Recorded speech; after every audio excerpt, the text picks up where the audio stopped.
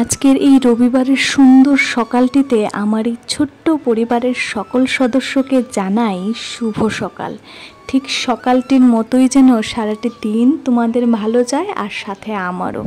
তো আজকে অনেক দিন পরে রবিবারটা পেয়েছি। আসলে জানি না রবিবারটা এত দেরি করে আসে, আবার কিন্তু খুব তাড়াতাড়ি চলেও যায়। যখনই শনিবারটা আসে খুব ভালো লাগে কালকে রবিবার, কিন্তু যখন রবিবারটা আসে তখন আর এটা ভালো লাগে না যে কালকে সোমবার।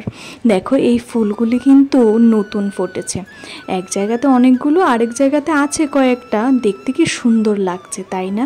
আর সকাল সকাল ফুল তুলতে আমার কিন্তু ভীষণ ভালো লাগে। ওই বাড়িতে থাকতে তোমাদের মনে আছে কতগুলো ফুল একসাথে হতো, আর এই বাড়িতে তো ফুল নেই বললেই চলে। তবুও এক দুটো যে কটাই ফোটে সেগুলোই যথেষ্ট মায়ের জন্য। তো ফুলগুলো তোলে এবার চলো নিচে চলে যাই। নিচে গিয়েই আগে সিঁদুরটা পরে নেব। আসলে মা, ওই বাড়ির মা, আমার দুই মা মাসি সবসময় শুনেছি বলতে যে স্নানের পর ঠাকুর নমস্কার করার আগে কিংবা পরে প্রথমেই সিঁদুরটা পরা অত্যন্ত প্রয়োজনীয় বিয়ের পরে। তো আমি বরাবরই তাদের কথা শুনি, আমিও এই নিয়মটাই নিজের জীবনে গ্রহণ করে নিয়েছি। তো এখন চলে এলাম রান্নাঘরে। আর আজকে যেহেতু রবিবার, আজকে কিন্তু খুব রিচ খাবার একদমই খাবো না। আসলে প্রত্যেক রবিবারেই না রিচ খাবার খেতে ভালো লাগে না। তার আগে প্রথমেই জল খেয়ে নিলাম, গরম জল। আর গরম জল না খেলে জানো তো আমার সকালটা শুরুই হয় না। যারা তোমরা আমার ব্লগ প্রথম থেকে দেখছো তারা তো সকলেই জানো। আর আজকে যেহেতু রবিবার, ওকে বললাম আমার জন্য একটু ইডলি নিয়ে আসতে। আমি যখন ব্যাঙ্গালোরে থাকতাম, হ্যাঁ তোমরা যারা জানো না তাদেরকে বলছি, আমি কিন্তু 3 বছর ব্যাঙ্গালোরে ছিলাম। তখন যখন ব্যাঙ্গালোরে ছিলাম প্রথম 6 মাস কিন্তু আমি নর্থ মেসে নিয়েছিলাম। তারপর কিন্তু আমি সাউথ মেস, মানে ওখানের মানুষরা যেই খাবারটা খায় আমি ওই খাবারটাই নিয়েছিলাম। আমার প্রচণ্ড ভালো লাগে ধোসা, ইডলি, সাম্বার, রসম, তারপর তাদের আরও অনেক কিছু, টমেটো ভাত, বাটানি ভাত, তারপর আরেকটা লেমন রাইস, টমেটো রাইস। আমার কিন্তু প্রচণ্ড ভালো লাগে জানো তো। আমার নর্থের চাইতে সাউথটাই বেশি ভালো লাগে। ওখানকার মানুষরাও জানো ভীষণ ভালো। আসলে কারোর কাছে কোনো টাইম নেই যে অন্যের জীবনে গিয়ে আমি নাক গলাবো, মানে আর যতটুকুই টাইম থাকে না কেন তারা কিন্তু ওই টাইমটাকে পুরো নিজের জন্য ইউটিলাইজ করে। তো সেই জিনিসটা আমার প্রচণ্ড ভালো লাগে। তো আমি ইডলিটা খেতে খেতে, ও তো ওর খাবারটা খেয়ে নিয়েছে, এখন ও বলল চিংড়ি আর ডোগা, মানে কুমড়োর ডোগা এনেছে, এটা দিয়েই নাকি আজকে ওকে রান্না করে দিতে হবে। আসলে ও যখন প্রথমে বায়না করছে, আসলে এখানে আবার বলে দিই, মা আবার দেখো বসে বসে পঞ্জিকা দেখছে যে কোন দিন কি পঞ্জিকা, আবার মা প্রত্যেক দিনই দেখে। তো আমাকেও বলছে তুমি এবার শিখে নাও তো, তুমিও দেখতে পারবে আমার মতো। আসলে দেখে আজকে কি রান্না, মানে কিভাবে রান্না করি আমি জানি না, প্রচণ্ড ভয় লাগছে। মাকে একবার ফোন করে জিজ্ঞাসা করে নেব জানো তো যে কি করে রান্না করে। ও যখন আজকে বলল যে এই সবজিটা খাবে, আমার বাবার কথা ভীষণ মনে পড়েছে। আসলে আমার বাবার অত্যন্ত প্রিয়। আর এই রান্নাটা কিন্তু বাঙালিদের পুরাতন অন্যতম রান্না, তাই নয় কি? তোমাদের কার কার চিংড়ি মাছ দিয়ে ডোগো দিয়ে খেতে ভালো লাগে একটু নিচে কমেন্ট সেকশনে আমাকে জানাবে তো। আসলে এগুলো তো ছোট, আমাদের এখানে এগুলোকে চিংড়ি মাছ বলা হয় না, বলা হয় এঁচা মাছ। তোমরা কে কী নামে জানো এই মাছটাকে সেটা আমাকে বলো। আর যেটা বড় সাইজ সেটা তো অবভিয়াসলি চিংড়ি বলে সবাই। আর এইখানে দেখো সব আমি কেটে মানে একদম রেডি করে নিয়েছি। আর চিংড়ির যেই মাথা আর লেজটা আছে সেটাও কিন্তু গ্রাইন্ড করে ভালোভাবে বড়া করা যায়, সেটা আমি গ্রাইন্ড করে রেখে দেব।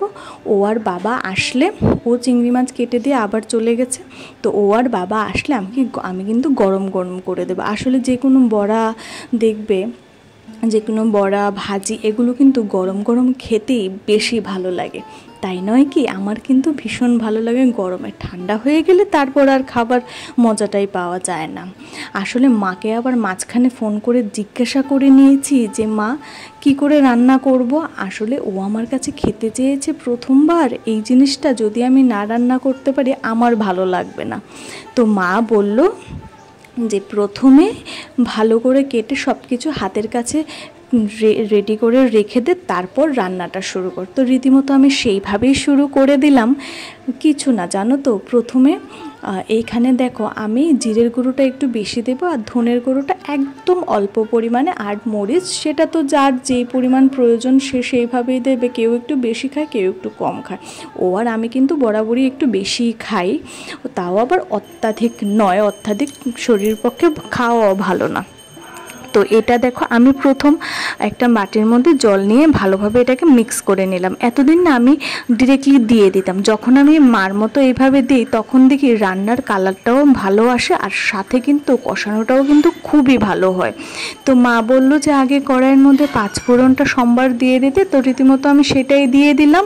আর এইখানে দেখো ওই যে মশলাটা আমি মিক্স করে রেখেছিলাম সেটা দিয়ে দিলাম, আর একটুখানি মরিচ আমি দিয়ে দিলাম। তো এইভাবে এটাকে বেশ কিছুক্ষণ আমি কষাতে দেব। ওই যে সবসময় আমি বলি যে কোনো সবজির কষানো যদি ভালো হয় সবজিটা ভালো হতে বাধ্য। তো দেখো আমি সাথে একটুখানি জলও দিয়েছি, অনেকক্ষণ ঢেকে রেখে কিন্তু আমি ভালোভাবে কষিয়ে নিয়েছি। আর এইখানে কিন্তু মাছগুলোকে আমি আগে ভাজা করে নিই একদম। মা বলেছে এই মশলাটার মধ্যে ডিরেক্টলি দিয়ে দিবি, যখন একটু ভাজা হয়ে আসবে ঠিক তখনই কিন্তু বাকি সবজিটা দিয়ে দিবি। তো সেইভাবেই আমি করছি। জানি না আজকে প্রথমবার করছি, ও খেয়ে কি বলে, বাবা কি বলে। আর মা তো নিরামিষ খায়, মার খাওয়ার প্রশ্নই ওঠে না। আমিও টেস্ট করে দেখবো অবশ্যই, তবে তাদের থেকে রিভিউটা কি পাই সেটা আমার কাছে বেশি গুরুত্বপূর্ণ। আসলে যখন রান্না করছি বাবার কথা এত মনে পড়ছে, বারবার মনে হচ্ছে ইস বাবা যদি কাছে থাকতো, বাবাকে গিয়ে একটুখানি সবজি টুক করে গিয়ে দিয়ে আসতাম। কিন্তু সেটা তো সম্ভব না, বাবা থাকে অনেক দূরে। বাবার কাছে যেতে হলে আগে 3 ঘন্টা আমাকে জার্নি করতে হবে, আবার আসতে 3 ঘন্টা, বাবা 6 ঘন্টা জার্নি করে আমি ওখানেই টায়ার্ড হয়ে পড়বো। তো আমি না ভেবেছি আমি আরও যে একদিন সানডে করে বাবার কাছে চলে যাব, সব সবজি বাজার করে নিয়ে যাব, বাবার ওখানে তো সব কিছুই আছে। তো ওখানে গিয়ে বাবাকে রান্না করে খাইয়ে আসবো। এটা না আমি অনেক দিন ধরেই ভাবছি, দেখি কবে পসিবল হয়। তো দেখো কথা বলতে বলতে এটা আমি ভালোভাবে সবজিটার মাছটা নেড়ে চেড়ে একটুখানি ঢেকে দিয়েছিলাম। এইভাবেই কিন্তু আমি 2-3 বার ঢেকে ঢেকে তারপর দেখো ভাজা ভাজা হয়ে গেছে সবজিটা। এখন আমি একটু গরম জল নিয়েছি, আর আজকাল তোমরা সবাই দেখতে পাচ্ছ যে সবজিতে আমি গরম জলটাই ইউজ করি। আসলে গরম জলটা ব্যবহার করার পেছনে অ্যাডভান্টেজটা কী সেটাও তোমাদেরকে আমি বলে দিই। গরম জলটা যখন তোমরা ইউজ করবে না, দেখবে সবজিটা কিন্তু অনেক তাড়াতাড়ি হয়ে যাবে। তো সেটা একটুখানি একটা ভালো জিনিস তোমাদেরকে আমি শেখাতে পারলাম, তাই নয় কি? যারা জানো না, আর হয়তো আগে থেকে অনেকেই জানো, যারা আমাকেও শেখাতে পারো আর কি কি জানো তোমরা রান্নাঘর। আর রান্নাঘরের এই যে টুকিটাকি জিনিসগুলো, সেগুলো কিন্তু সংসার জীবনে প্রচণ্ড সাহায্য করে, আমি বিয়ের পর বুঝতে পেরেছি। এইখানে দেখো আমার সবজিটা একদম রেডি। তো ও চলে আসলো। এখন না আমার না, আমি অত আইসক্রিম লাভার নই, কিন্তু ওর ভীষণ ভালো লাগে। কিন্তু ওর কিন্তু ঠান্ডা লাগার ধাতও আছে। আর আইসক্রিমটা দেখো ফ্রিজের মধ্যে এত শক্ত হয়ে নিজের জায়গাটা ধরে বসে আছে, উঠতেই চাইছে না। তো আমি অনেক কষ্ট করে একটুখানি আমি নিলাম, বেশি নেব না, কারণ ও যদি 2 চামচের বেশি খায় তাহলে আজকেই ওর সর্দি হয়ে যাবে, যেটা 3-4 দিন থেকেই যায় আর ছাড়ে না। আর আমার তত ভালো লাগে না। হ্যাঁ, আমার কোনটা হলে ভালো লাগে, বাকি আইসক্রিম আমি জাস্ট একটুখানি টেস্টের জন্য খাই, ওই আর কি। তো দেখো নিয়ে নিলাম, চলো এখন গিয়ে একটুখানি টেস্ট করি। টেস্ট করতে গিয়ে একটুখানি জামাইও আমি ছিটিয়ে দিলাম। তো যাই হোক, এটা নিয়ে দুজনে হাসাহাসি করছিলাম। আজকে না উপরে যাব গাছে জল দেওয়ার জন্য, আগে একটু রেস্ট করে নেব। আইসক্রিম খাওয়ার পর সারাটা দিন আর রেস্ট হয়নি, সে যে সকাল থেকে উঠেছি। আজকে রবিবার তো ওই জন্য টুকিটাকি করেই যাচ্ছি। দুপুরবেলা খাওয়া দাওয়া করার পর একটুখানি শুয়েছিলাম, আর ঘুমোইনি, জাস্ট এমনি শুয়েছিলাম। তো উঠে এখন দেখি প্রায় বিকেল হয়েই গেছে, একটু পরেই সন্ধে হয়ে যাবে। তো ভাবলাম আজকে না গাছে জল দেওয়া হয়নি। আজকাল আমার একটা অভ্যেস হয়েছে, ঘুম থেকে উঠেই আগে আমি গাছে জল দিই। কিন্তু আজকে যেহেতু বাড়িতে আছি, তো সেহেতু গাছে জল দেওয়া হয়নি। তো আমার সাথে কাকে নিয়ে আসলাম সেটা দেখো,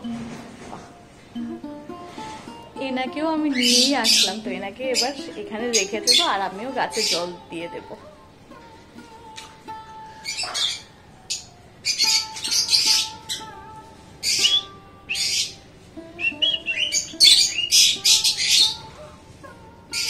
আজকাল আমাদের এই খাঁচাটার মধ্যে কিন্তু পাখির সংখ্যাটা কম। তোমরা বুঝতে পারছো কি না আমি জানি না, আগে আরও ছিল।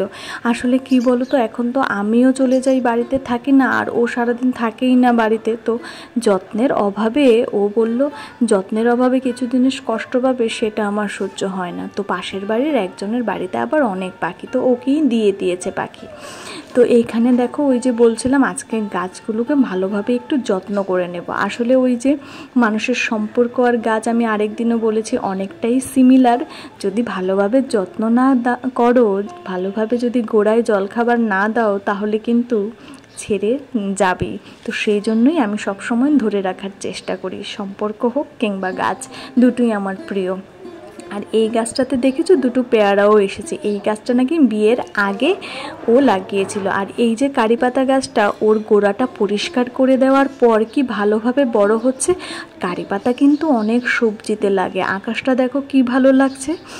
আর এই যে গাছটা দেখছো, সেটা কি গাছ তোমরা জানো? সেটা হলো লং গাছ। আমি না অনলাইনে এনেছিলাম। আর এই যে শিউলি গাছটা দেখছো, মা দুর্গার পূজার আগে যেন ফুল ফুটে। আমি জানি না এই বছর ফুটবে কি না, জাস্ট লাগালাম। তো যাই হোক, আশা তো সবার মনেই থাকে। এগুলো কিন্তু আমি অনলাইনে এনেছি। আর এই যে কুল গাছটা দেখছো, সেটা বাবা দিয়েছে। আর এই যে লেবু গাছটা, এটা কিন্তু আমরা ওই যে সবসময় যাই বাবার নার্সারি, ওখান থেকেই এনেছিলাম।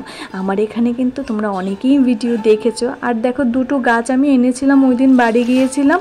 একটা গাছ তো হয়ে গেছে, আরেকটা দেখি হবে কি না, তবু আমি তুলিনি, যদি হয়ে যায়। আর এই যে ফুলের ডালাগুলো দেখছো ছোট ছোট, সেগুলো কিন্তু বাড়ি থেকে অনেকগুলো ডালা এনেছিলাম, তোমাদেরকে দেখিয়েছিলাম। সেগুলো থেকে হয়েছিল জানো তো, 5টা কি 6টার মতো হয়েছিল। কিন্তু ওই যত্নের অভাবে 2টো না 3টে বাঁচেনি। তো বাকিগুলো আছে, 3টেই, হ্যাঁ 4টে গাছ এখনও আছে। তো ফুল ফোটার আগে না আমি বলতে পারবো না যে কোন কোন গাছগুলো এখনও আছে। মা আমাকে জিজ্ঞাসা করে, এই বলতো কোন কোন গাছগুলো আছে আর কোনগুলো নেই, যেগুলো নেই সেগুলো আবার নিয়ে যা।